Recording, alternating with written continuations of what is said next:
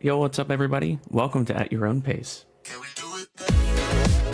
When you're first starting out, it's gonna be hard. That doesn't mean that you don't belong there. I can do whatever, and it's just me being a ridiculous dad that wants to do some good in the world. I can do this, I am going to do this, and I will do this. If you're an early morning, 4 a.m. alarm person to get your run in, or you're like me who likes to sleep in and so you'll run at 7 p.m. Either way, it's hard, and I'm going to cheer for you get to your goals. And if you don't, I'm going to be the shoulder for you to lean on as well. It's forced me to get myself uncomfortable. And I think I've started to get that comfort with the uncomfortable. Why don't I deserve a chance to be happy and not beat myself up over a bad run? In more ways than one, running probably saved my life. I'm Mike from Mike Runs Marathons, and I believe that running has the power to change how we see ourselves, how we show up in the world, and how we connect with each other. At Your Own Pace is a place for honest conversations about growth, resilience, identity, and the courage it takes to keep moving forward when things feel hard or uncertain. Every guest who comes on this show brings a story that reminds us that we're not alone in our journey and that you don't need a PR, a podium, or a perfect training plan to belong here. You just need the willingness to keep showing up. Today's guest is somebody who really represents what showing up for yourself can look like over time. If you follow Coach_ Anna Karina, you don't just see the workouts, you see the discipline, the strength, the consistency, and a quiet confidence that comes from doing the work when no one's watching. But what really stands out to me is that her story isn't about becoming a coach or hitting a certain standard. It's about becoming someone who learned to trust herself, push through doubt, push through the uncomfortability, and build through action. So I'm excited to talk about how running changed the way that she sees herself, the moments that forced her to grow, and the lessons she's now passing on through her own journey and her own coaching. This episode is about perfection. It's about becoming who you were meant to be. So without further ado, let me welcome in Anna. How's it going? Hi. Thank you for that introduction. Of course. It was very heartfelt. Thank you. Of course, not a problem. So how have you been doing? How's your training going? How's your coaching going? Well, I'm always training, of course. I don't know. We live in Michigan, so it's always a struggle between the treadmill and the snow and when to come out, when to actually stay in. People will ask me for advice, and I'm always also questioning myself. Am I giving the right advice? Is this too crazy? Am I not supposed to be leaving the house with this kind of weather? But I really enjoy this season because of that. I like getting outside of my comfort zone, trying new things, trying new gear, trying to understand my body's feelings about running in this kind of weather. And I love it. I truly love this season, even though a lot of people quit for their marathons during the season. I see that you ran Boston. And if you are here in the cold weather, I don't know how you prepared for that, but it's a huge mental battle. Yeah. And for me, I've lived in different parts in the US and in Mexico. I lived in Dallas, then I lived in Orlando, then I lived in Mexico, and then I came to the cold. So for me, it has been a huge adaptation, not only altitude, because it was a challenge for me, but also like the wind gusts. We see this, right? When you're in Mexico, you're like, they complain about the wind gusts, but it can't be that bad. I mean, come on. It's just, we have wind too. It couldn't be that bad. But now that I live here, I'm like, yes, it definitely impacts your training. It impacts your race, your hydration, your feel, your heartbeat, everything. Yeah. So running in different weathers, for sure, for me, it has been the biggest challenge. Every time I move, I don't know what to expect. I always tell my runners that one of the things that I enjoy about moving from one city to the other is actually running the city, understanding how the city is mapped. It's if it's easy to run, if it's not. When I came to Dallas, my first surprise is that if you don't live in a apartment complex or somewhere where there's a suburb, there's very few areas to run because there's no sidewalks in Texas. So it's hard to adapt to that kind of infrastructure coming from Mexico, that there's sidewalks everywhere. So you can actually run everywhere in Mexico with that weather. I mean, there's no excuse. Nobody runs in a treadmill in Mexico City. It's very rare that somebody runs in a treadmill. So that transition in weather and the composition of the cities and how people see the runners too. Like drivers can be very aggressive with runners in the US more than they are in Mexico, for example. So that whole adaptation to the cities, the weather, it has been very exciting to me and definitely challenging sometimes. Sometimes it makes me miss home.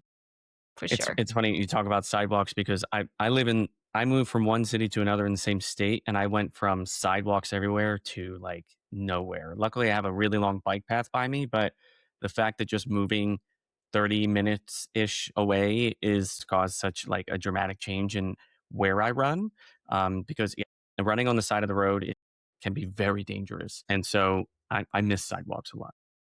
What I want to jump into first is talking about you before you were a runner. So before it became such a big part of your life, who were you, and how do you believe that coming into this sport helped you understand your own limits and what you could push beyond? Well, I've always been into sports. I grew up in the city in Mexico, and so we had a very big athletics department. I was in a private school. It was very American, even though we were in Mexico.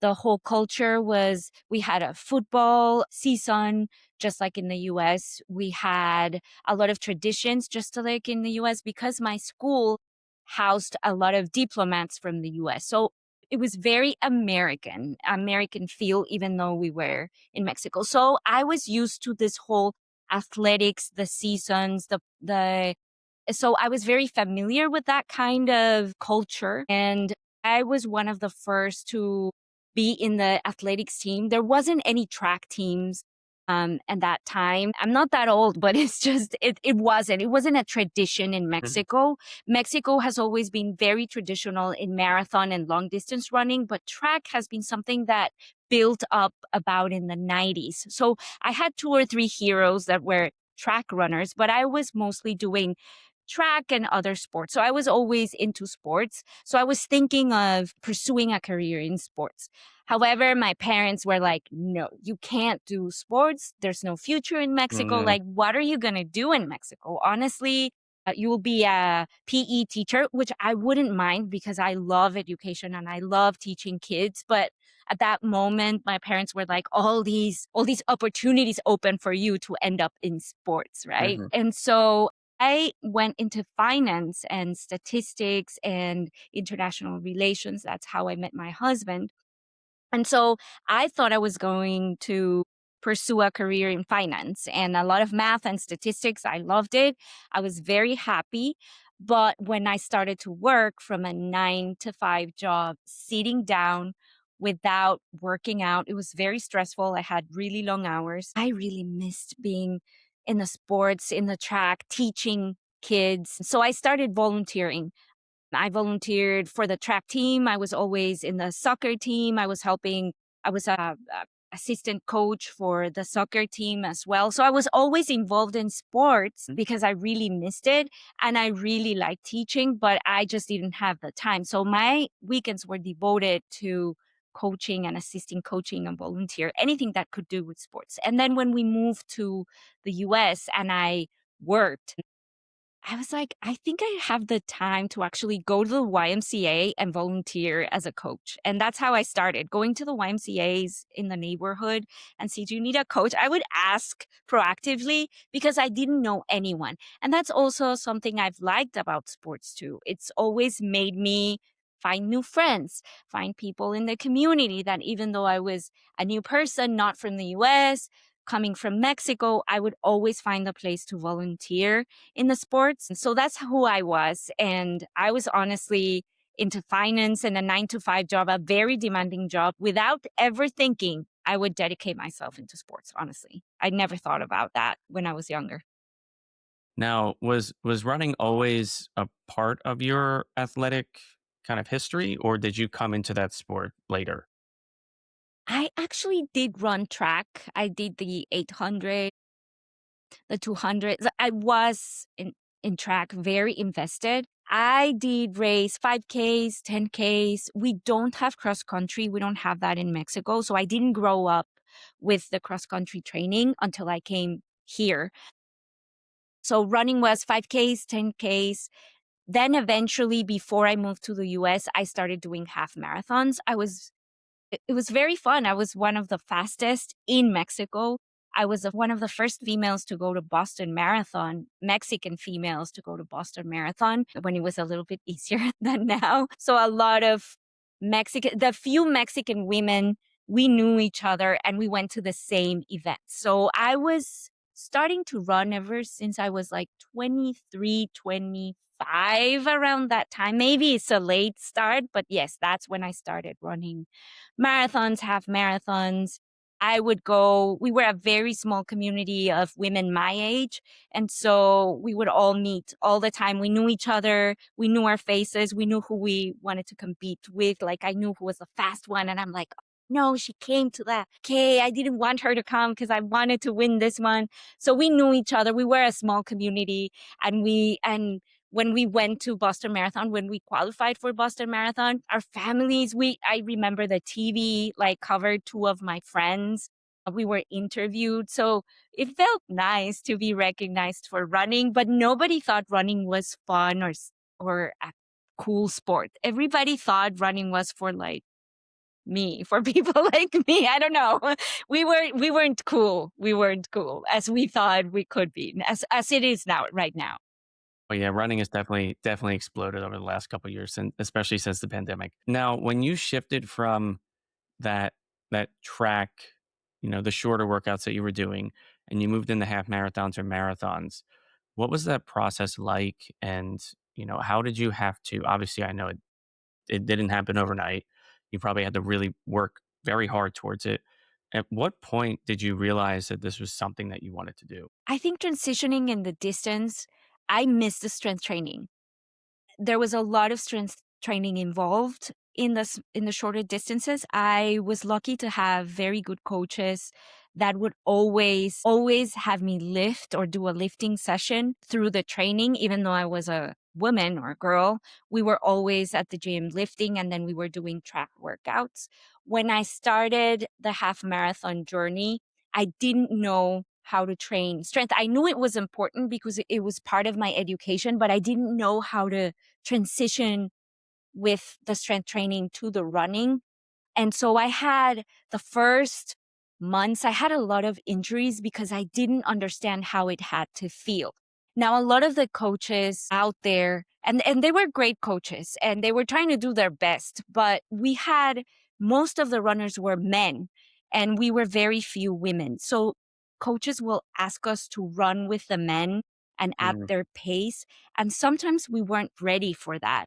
So I did suffer a lot of injuries starting with transitioning to the longer distances because I didn't know how fast I had to run. I always wanted to run like I used to run track, at that pace, thinking, well, eventually my body will adapt and I will be able to maintain those paces, but not really. So it took me time to understand my coach when he was trying to say, go on a slower pace. And I'm like, what does he mean on a slower pace? We didn't have Garmin's.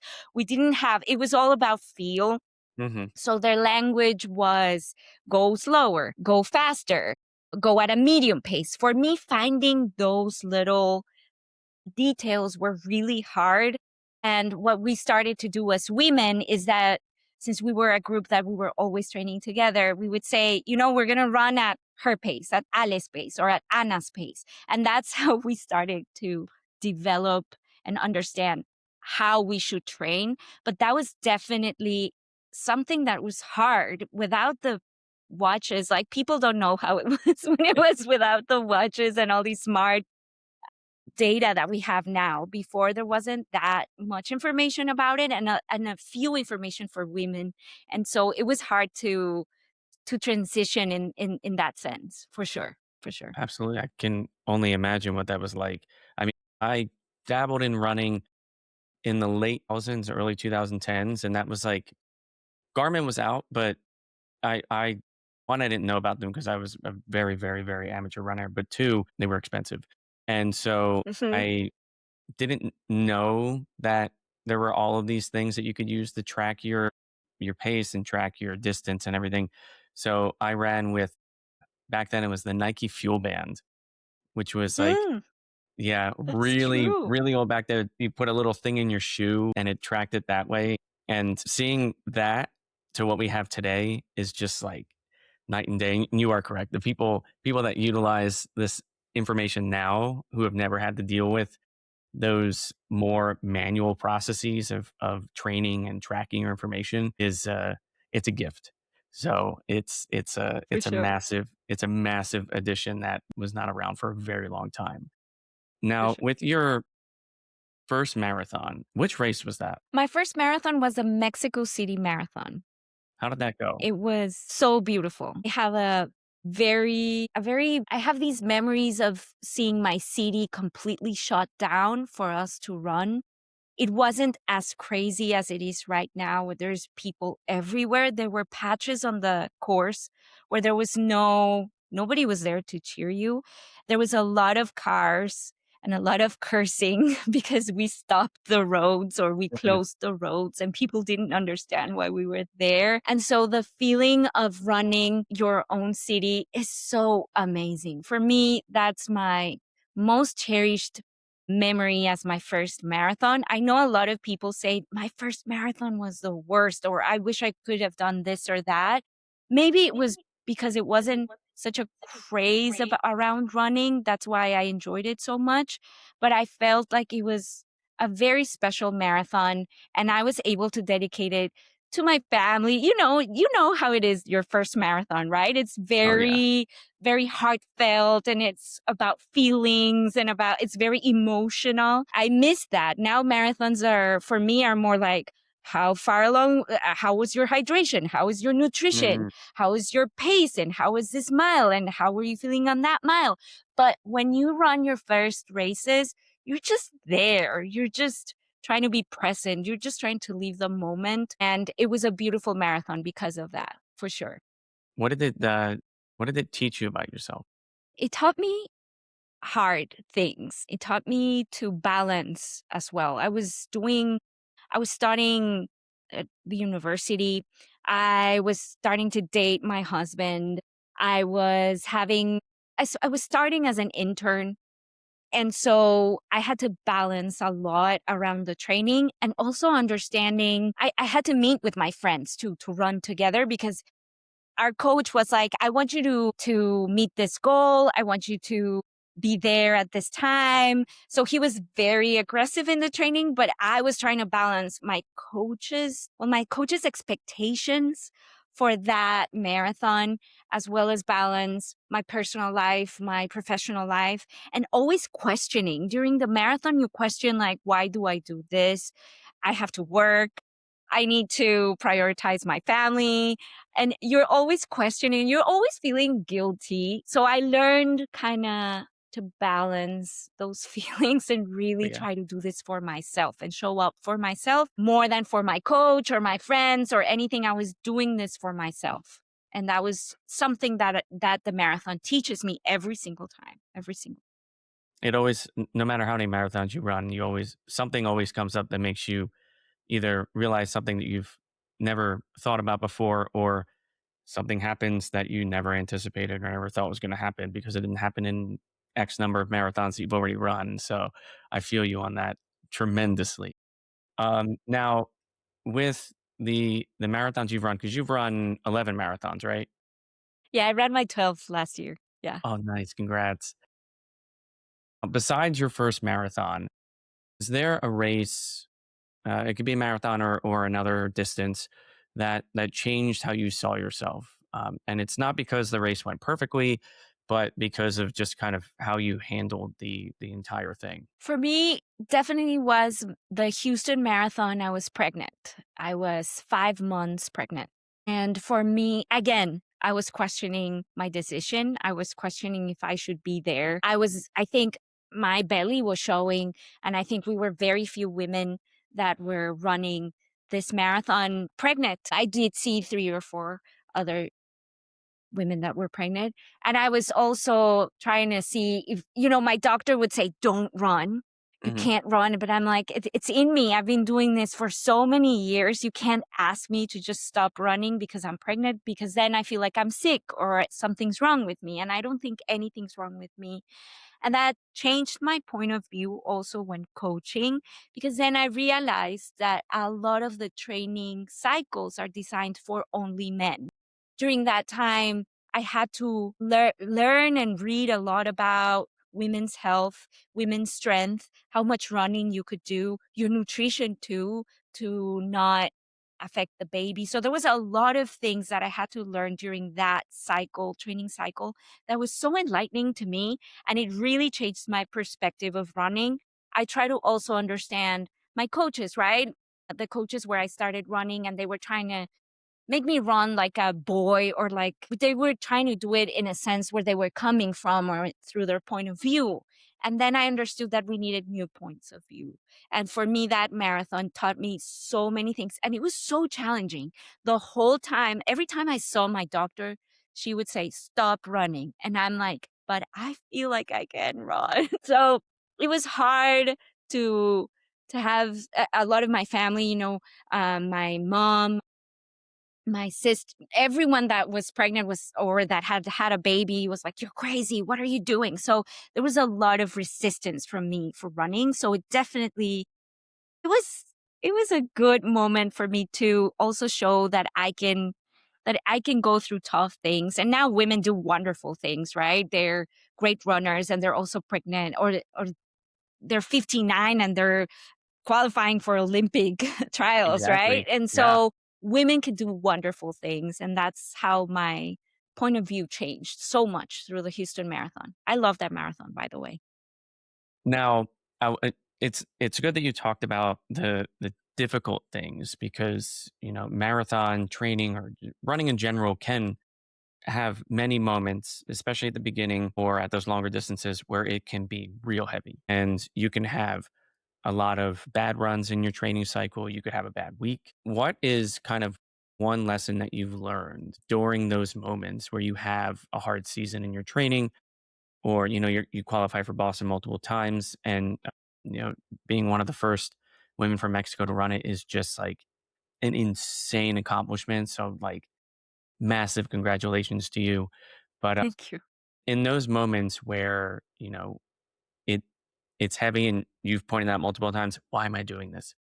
Like, what has kept you going? It's the habit. I love this discipline that you have to accomplish your long distances. So I like the habit. I also like that you are tracking your nutrition and hydration instead of just counting calories. I love that through the cycle, you are more consistent on how you're feeling. I'm also more aware of my body. If I'm having aches or pains, I'm more careful during the marathon when I'm not training for a race. So the marathon teaches me to be calm when I have to be calm, more aggressive in my training when I need to be. I also acknowledge when I'm going too far and there's an ache or pain that's telling me you're overdoing it. And that's thanks to a marathon. Not to say that there are cycles that have been very hectic. For example, my kids moving or my kids switching schools. So there are cycles that are not perfect. And you also question if you're ready for a marathon. But what keeps you there is trusting your body that it'll do it again, that you were built for it, that it makes you happy. And my family, and I do see that my family knows that that's who I am. That's the way I am. And so they understand also that I dedicate that time for myself. Another thing that keeps me running long distances is the community that's surrounding me and that's supporting me, and the community that I support as well. So they support me, and then I feel like I have to support them, and then it gives you back. So it's a beautiful circle of kindness, cheering, being there for you. I think the community really, really keeps me running. And also when I see my kids, they're like, my mom, like, instead of going partying, she's training all the time. I like that they see that in me. Yeah, For that's sure. probably such an inspiration to them, and so it's something that they probably really look up to. Now, there are many moments in a marathon where, for myself, there's at least one portion of the race where I ask myself, why do I do this? I hate this. I wish I could stop, but somehow I find a way to keep going. In those moments, right? Was there a moment where motivation just like was gone and you had to rely on something much deeper that you had to grab? Yeah, this last marathon, the Bayshore Marathon, everybody told me it's a fast marathon. I like when people hype the race, right? Hmm. They're like, oh, it's a flat marathon. It's so easy. Everybody does it. It's a great course. You're going to love it. And so I was so hyped and I was training and I had all these expectations around that race. I had a good training cycle. I was on track with my nutrition, my hydration. And my group was we were on a flow. My group was understanding their training. So I was feeling like I was progressing and my business was starting to, have a nice rhythm as well. And so everything seemed perfect, like the perfect scenario for me to run that marathon. I get to the marathon, I go on mile 20, and I have the most horrible cramp Mm, ever. I've never cramped. I don't know what happened. Maybe it's hormones. Some doctors tell me it's hormones. Maybe it was the weather. I don't know what happened, but I had the most horrible cramps in both my legs. And so there at that moment, I think for me, the marathon for so many years and running has come so natural that I never questioned it during a marathon. Honestly, I've been very lucky because every time I'm like, this is awesome. I love marathons. But that day, I completely felt that. That mm, I'm like, maybe this is the end for me. Maybe this is my last marathon. People are right, You start questioning and you start giving reason to all the people that have doubted your process. You're like, yeah, maybe it cut me up. All those doctors that told me stop running, they were right. mhm, Those coaches that were telling, they were right. So it's horrible when your mind it gives you or tricks you, right? And so, yes, there's moments in a marathon like that one that I thought maybe this is not for me. But I also thought, I am the boss of me. Like I am the boss of this body. I tell my body what to do. My body doesn't tell me what I should do. So I was able to walk through the cramps. I was able to run a little bit, run, say hi to the crowd, stop for a little bit, talk to the volunteers, kind of enjoy the marathon in a different perspective. And at the end, like I always tell my runners or anyone who's listening, you run for a reason. And that's when you're like right at the bottom, when you want to quit and you feel like a loser, that's when you have to find the reason why you truly run. And I run because I love it. And so I had to just enjoy the moment, maybe say goodbye to that PR that I was trying to get and just enjoy the moment. And I was able to finish it with cramps and everything, but I was able to finish it and get all the way to mile 26. yeah. No, I feel you on that. When I did, I don't know what happened to me when I did Chicago in October. Everything was going fantastic, and I was on course for a PR, and I got to mile 23, and I was just like, I am so tired. Like it just hit me all of a sudden, and I was like, and in my head, I was like, if I have to drink another cup of Gatorade, I'm gonna lose my mind. My body just continuously started craving a Coke. And it was like, I need to find a Coke. Where do I get off the course, go to a McDonald's that's like right off the street? And luckily, godsend, this woman had a table set up with soda. And I was very lucky to get that. But for the last 3 miles, I was just like, I walked around a little bit because I was just, I don't know. I felt good, but something in me was just like, "Wait, you gotta slow down, you gotta calm down a little bit. And no PR, but I still finished in a really decent time and was really happy with it. But yeah, those moments are just just they're so random and they come up at so many just like inopportune times where you think you're doing really well, and then suddenly it's just like, I mean, they call it the wall for a reason, but you just like wham, you hit something.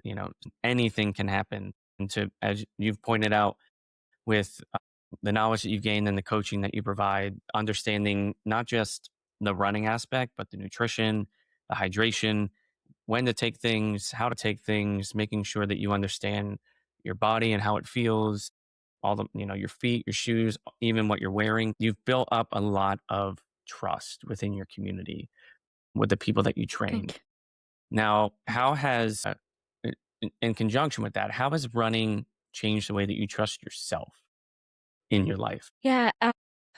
Wow. I trust that I will find a goal and will complete it till the end, or find a goal.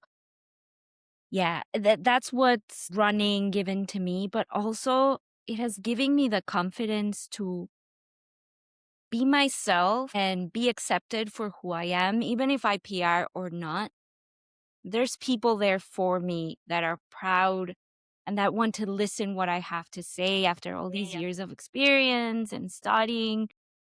I appreciate that there is a science behind running, and it has helped me for sure trust myself that I know things, that I can share this knowledge with others. It makes me very happy to talk about the science based of behind running. It makes me very happy to talk about nutrition, hydration, performance, cycles.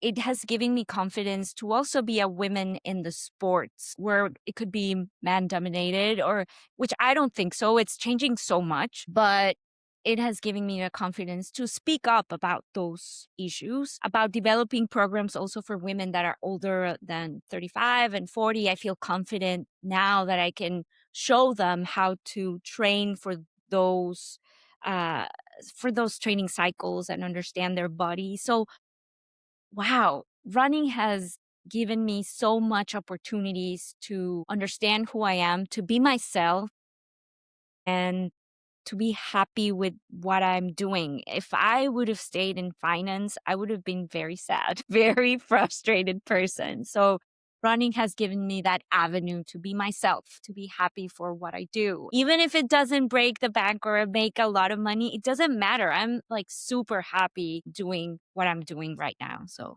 I'm Yeah. very grateful for that. Yeah. You find something that you love, doesn't matter how much money you make. It's all about just continuing to do what you love to support other people so you can spread that love and hopefully bring them into the sport as well. And so with that trust that you've gained with other people, when did you realize that people were paying attention to how you show up? Well, it was during the pandemic. A lot of people, and it was maybe by accident, but I was teaching athletics to kids, high school and a little bit of middle school. I was their after school athletics teacher. And so we would do like a lot of and running. So I would do a lot of YouTube videos for them. I would be like, well, this is how you should warm up. This is how you should stretch. This is the running form that we want. Because we thought pandemic was going to be like 3 or 4 months. So we were actually preparing for the track season. Okay. And so I was teaching them through YouTube how to train for the season. And so I thought, well, maybe I can share these videos with other people, because teachers were asking me, hey, can you just like create a video that has mobility for runners?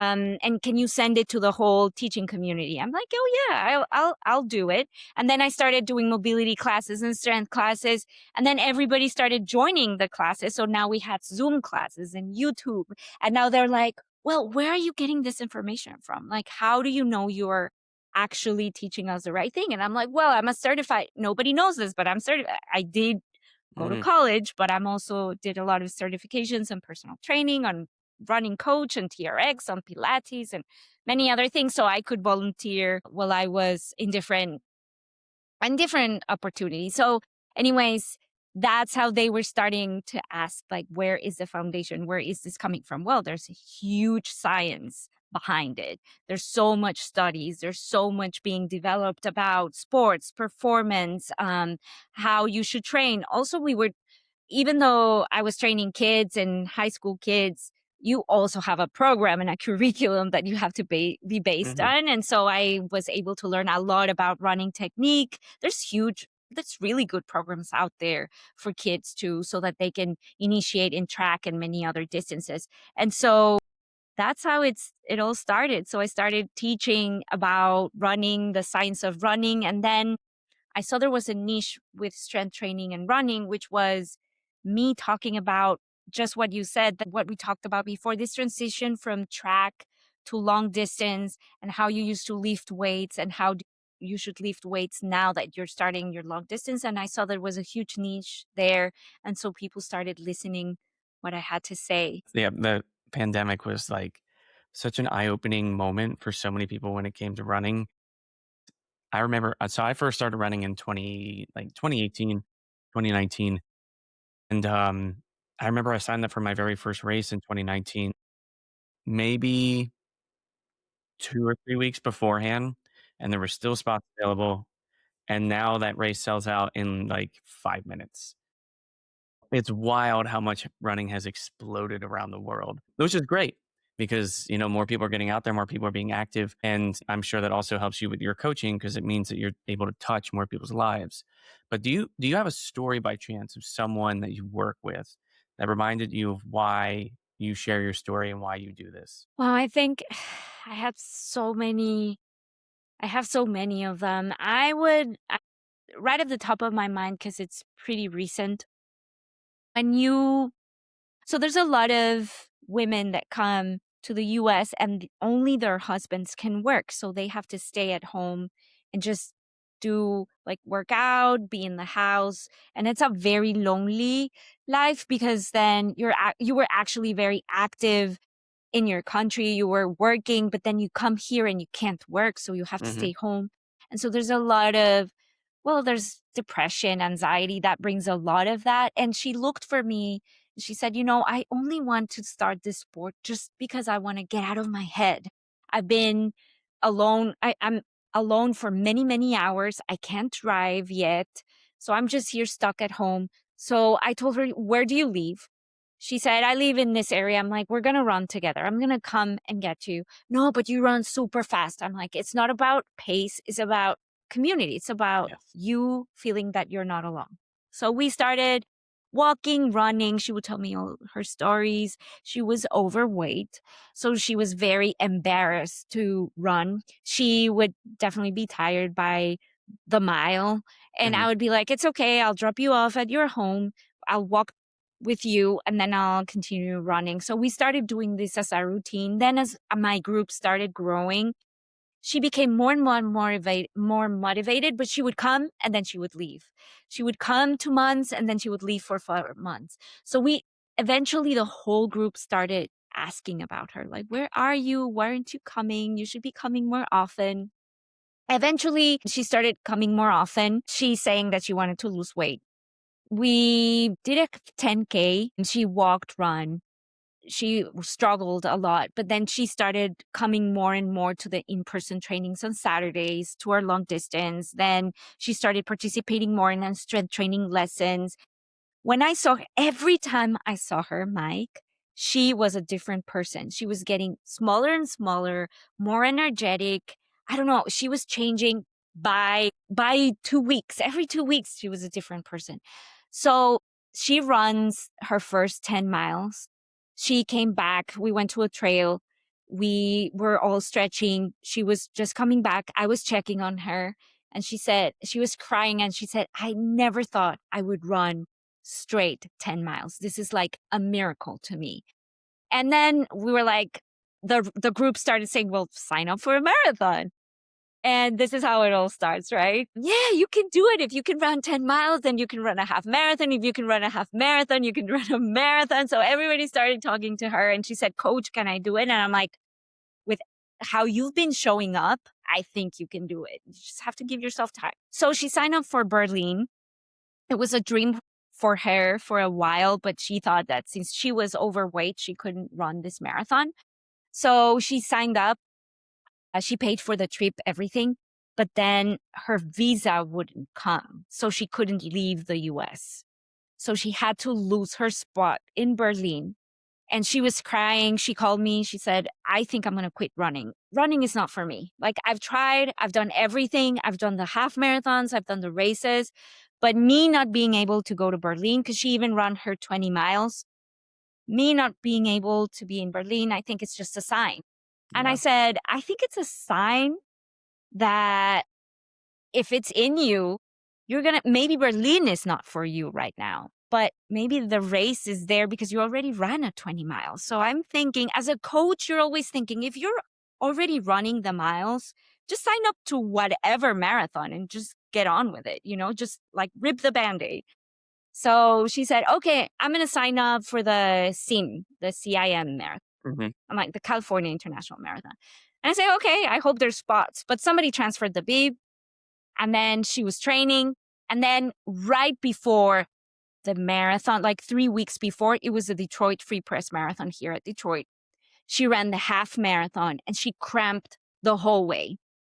So, of course, at the end of the race, she calls me and she said, I told you, coach, running is not for me. You're just forcing this on me. I'm like, nobody's forcing you. You can quit at any point, but for some reason you're showing up.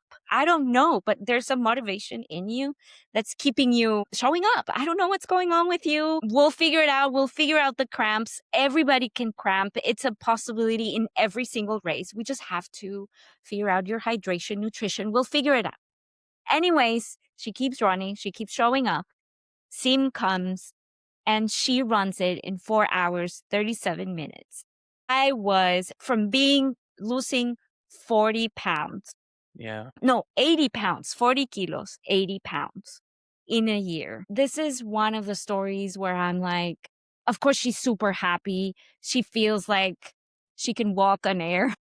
But I'm so proud of her. And seeing this whole process, this whole doubt coming in, coming out, showing up, quitting, coming back, it shows how strong a human can be when you're determined to do so. It's a fantastic story, and I'm very proud to be her coach, Oh my honestly. God.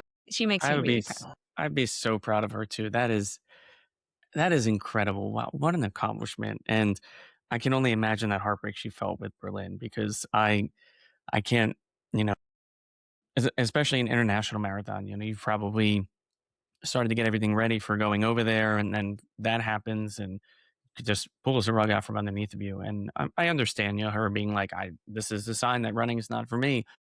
No, I'm glad you were able to motivate her to keep going.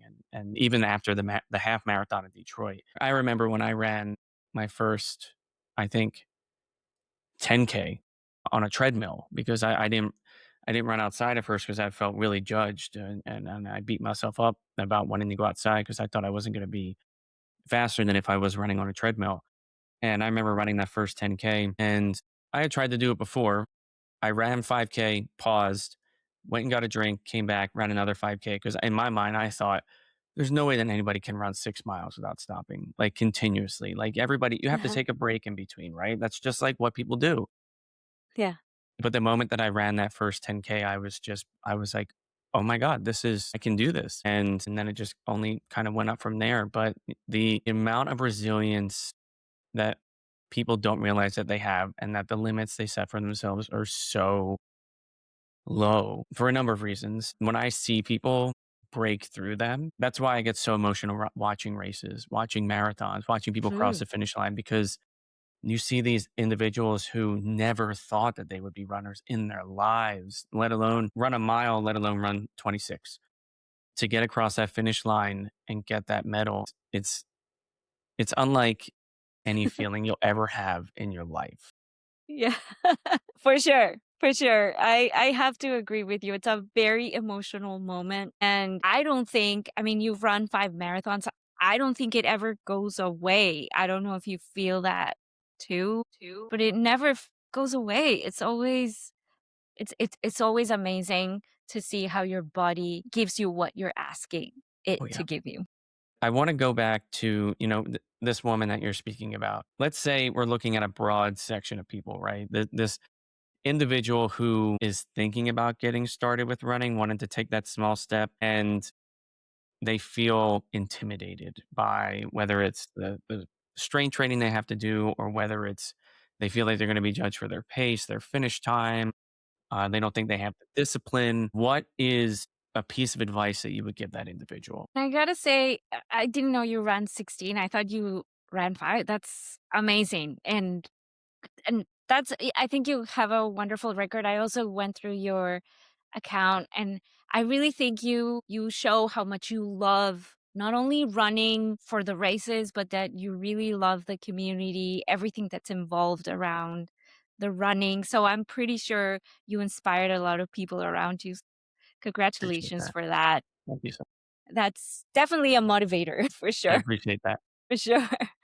Um, well, what I try to tell them is that we're all feeling judged all the time, and if you're thinking about the negative, or if you're focusing on that negative aspect, you have to come back and say, I'm able to run. I'm able to walk. I'm able to move forward without pain. This is a blessing. I should be grateful because, like I said, when you're running or walking, you're moving forward.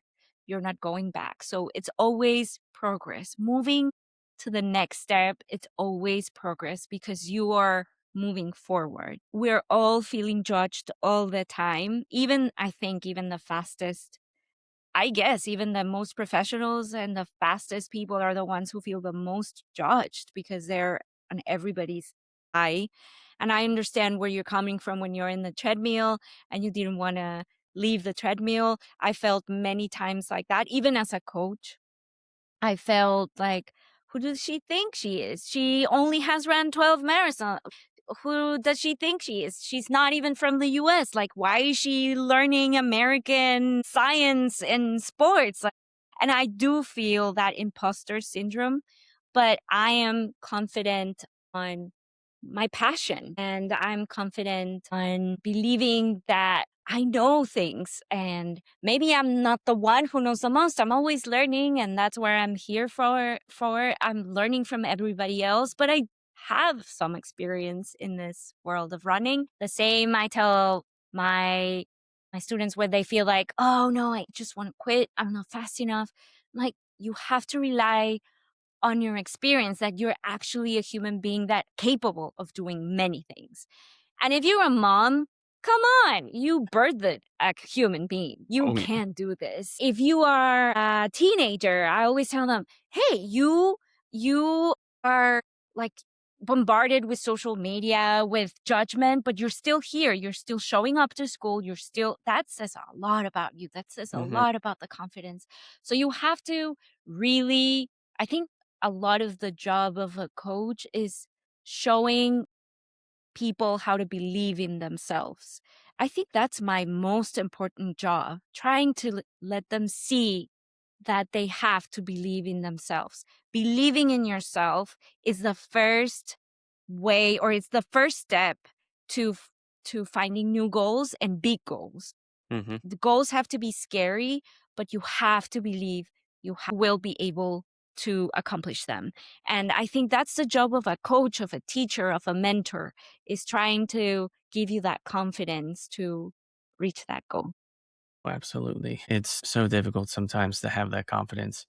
So to have people like you going out there with your students and reminding them constantly, you're worth it, you can do this for a number of reasons is something I think the running community just as a whole needs. Because there's probably, I don't have to tell you this, but there's so much judgment out there in the running world based off of so many different aspects of who a person is, whether it's their body type, even their gender, their pace, their finish time, what have you. There's so many things that are judged out there that can stifle someone's running journey, especially if they're just starting out, or even if they haven't started and they're thinking about doing it. They might go online and try to look up things and see all of these different comparisons and being like, if you've never run not even a mile, if you've never run 100 meters and you have somebody telling you you should be running a 7-minute mile, like right off the bat, you should be able to do that. If you can't do that, you're not healthy. And then they go out and they try to do that and they can't even last 2 seconds. I mean, if that were me, I just put my shoes up. I'd be like, I wasted my money on my shoes. Like, I'm not even, I'm not going to do this ever again. But to have Yeah. people out there like yourself who are out there being the cheerleader on the sidelines, being the person who, one thing I really like and admire about you is that you're not only a cheerleader because you know what they're capable of, but because you also put yourself in that situation as well by going out there and running these races too. So you don't just talk the talk, like you're able to tell these individuals, I know what it's like to be in that situation because I have been there multiple times. And so Thank you. I just want to thank you for that. But one thing I want to jump back to real quick. So if you were to go back to Anna Karina when you first decided that you want to start moving from the track to long distance running, if you could give that person one piece of advice, what would that be? I think the first thing would be patient with yourself. And I know you see this everywhere, but trust the process. I was young, so I wanted things to happen fast. Many marathons a year. I wanted many races a year. I wanted to show up all the time.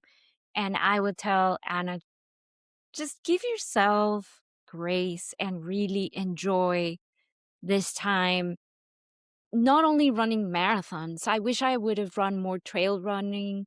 I would have done more trail running. Now I don't have time for that. Hmm. And that's why it's not in my plans, but I wish I'd have done more trail. I wish I'd have done more track too, like half seasons. Some seasons of track, some seasons of long distances. I only saw my year in when I was like, no, I'm only going to do marathons. I'm only going to do half marathons. So I would tell Anna, hey, there's many ways to run.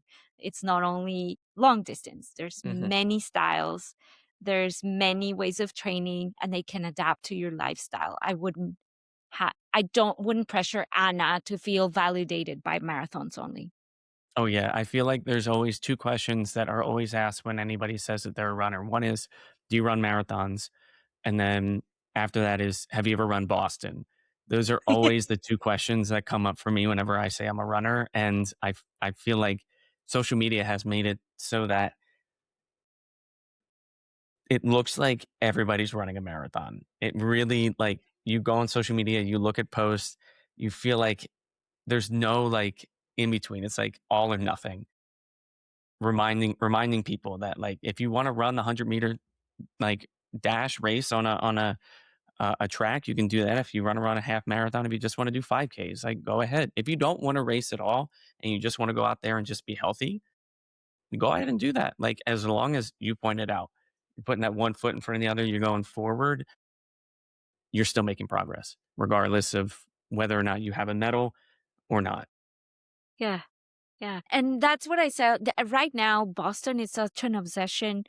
And I feel a lot of pressure. There are a few runners who are, let's just say, different runners that would come to a coach and say, hey, I'm hiring you as a coach because I want to go to Boston. And I have to sit them down and tell them, even if you qualify for, but say you have the qualifying time, we don't know if you're going to be in Boston. Mhm. So you have to deal with that. So there's many things that are out of your control. So you either just enjoy the process, but if you're obsessed with Boston and the times and qualifications, then you're losing perspective. You're losing the purpose of running. And a lot of people say, well, I don't want you as my coach. It seems like you're not very hard on myself. But yeah, I do lose a lot of clients because of that, because they want me to be very pace oriented and performance oriented. But I don't want to give misleading expectations, because there is a huge things that you can't control Yeah. and you don't want to risk them through injury. Honestly, the ethics as a coach has to be, I can't guarantee a PR because I don't want them to injure themselves. Yeah. I think preventing injuries is more important than any qualifying time. So sometimes they don't like to hear that. People don't like to hear that because they were told, hey, if I'm already running a 6-minute mile, then I should be running Boston this year. I'm like, well, what if you get an injury? What if you get sick? What if we can't run through injuries? It's not ethical for a coach to Mm-hmm. tell you that you will run through injuries or through a mental health problem. If I see a mental health problem, I will tell them I can't be your coach for Boston. I'm sorry. And that a lot of clients runners don't like to hear that, and they switch coaches. It's okay. I don't mind. No, I agree with you on that wholeheartedly. Now, this next section that I have is something that I ask every person I interview. This first part is what I call the hot seat. So these are just quick, rapid fire, top of mind questions. Don't really think about them. Give me your first answer that comes to mind. And so I'll jump into the first one, which is, and I probably know the answer to this, but trail or road? Road. What is your favorite running shoe brand right now? Saucony. Ooh, good choice. That was hard. Are you a fan of early alarm runs or late runs? Early runs. And I probably know the answer to this too, but long runs solo or with others? I think it's a mix. Mhm. If I'm angry, you don't want to be around me. Same. So let's say a combination. Hybrid. So what is your favorite post-marathon meal? Ooh, pizza. Pizza. Good choice. I love pizza. Oh my goodness. I got that actually after the New York City Marathon this year. And it must have been such a wonderful, I love New York pizza, so it must have been delicious. I love New I lived in there. I lived in New York for 17 years and now I live in South Jersey, and the pizza in South Jersey is like good, but there's nothing like New York. No, there's no other pizza like New York. It's incredible. For sure. I have to agree on you. But Now, for your easy runs, do you prefer music, podcast, or silence? music. What is the one piece of running gear that you can't live without and you can't say your shoes? Running bra. Good answer. You can't leave with that one. True. What is your dream race? Ooh. Oh boy. It's just, I don't want to sound like it's the hype, but I do want to do Sydney. Yeah, and I want to do Sydney as well. I lived there for study abroad for college for about a month, and it was probably the most beautiful country I've ever visited. So now I want to go there more. Okay. I'll put it in my bucket list for sure. Well, you'll get it. So your dream race is Sydney. If you could run that race with anyone, who would it be? Well, if I could run that, it would have been with my brother, but he passed away. I think a lot about him when I race. I love that. Yeah. He's with me, I don't know if you have those spiritual experiences. I don't know if it's a runner's high, but I do think a lot about people that are not here with me, but through running I can communicate with them spiritually. It's very deep. Yes, I agree with you on that. I lost my grandma in 2023 to cancer, and she was my biggest running supporter. Like we would talk before my marathon, we would talk after my marathon. It didn't matter what my finish time was. She would act like I came in first place no matter what. What I do now is for every single marathon I run, I carry her mass card with me. So it's either in my belt or it's in my hat, so that she is always with me when I go and I cross that finish line. And when there are moments where I feel sometimes like things are too heavy, or if I want to stop, wherever the mass card is, I'll just tap it, whether it's my belt or my hat, and I'll be like, we got this, and I'll keep going. So I feel you on that. Yeah, it's and I feel and you pointed out I feel her too on my runs. During my races or on my training runs, I will feel like she's behind me, pushing me. Yeah. Hey everybody, before we get into our last segment, I wanted to take a quick moment to thank today's sponsor, and that is For The Run. For The Run is a running apparel company that creates really high quality shirts, hoodies, and everyday gear designed for runners who care about the why they run just as much as they care about how fast or how far they can go.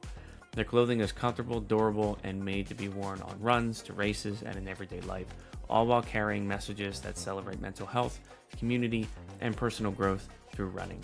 If you're someone who believes running is about more than performance and likes wearing gear that reflects that mindset, For The Run is absolutely worth checking out. You can find them at forthe.run. And if you use the code FTR-Mike Runs Marathons, you can save 10% off your next purchase. Now, these are two questions that I ask every runner. It's information that I'm gathering so I can provide it to other individuals. to hopefully inspire them with their own running journeys. This one is what I call the motivation library. So if you could pick one quote, a mantra, or a line that gets you through the tough miles, what would that be? Boy, it's because you made me think in Spanish, but I'll try to think of something in English. I came here to fly. When I run, is that I feel like I'm lighter, like I don't have any pressure, stress. It doesn't matter if I'm overweight or if my body composition, like I don't care calories, if I'm a good mom, if I'm a bad mom. Running for me sets me free and I feel like I can barely touch the ground. When you get that runner's high and you're super grateful for where you're at, you feel like you can fly. It's such a wonderful feeling. Even though you're tired and you're breathing like really hard, it's like if you were not touching the ground. It's so cool. I want to jump to Sydney. So let's say you're running Sydney magically this year and you see the finish line, you see the Opera House. What song is blasting through your headphones? I love Detroit, Michiganders are gonna love this. I love Eminem's 8 Mile. So I love that song to finish my marathon. I have it in my playlist is there in many miles. Yeah. Because it really pumps me up. Absolutely. Oh my God. I feel like Eminem, I think I actually may have had somebody else say Rap God in another episode. So yeah, he's pretty popular in the running community. His music will get you pumping and get you sprinting towards that finish line. So I feel you on that. Words like you can. Yeah, absolutely. Yeah.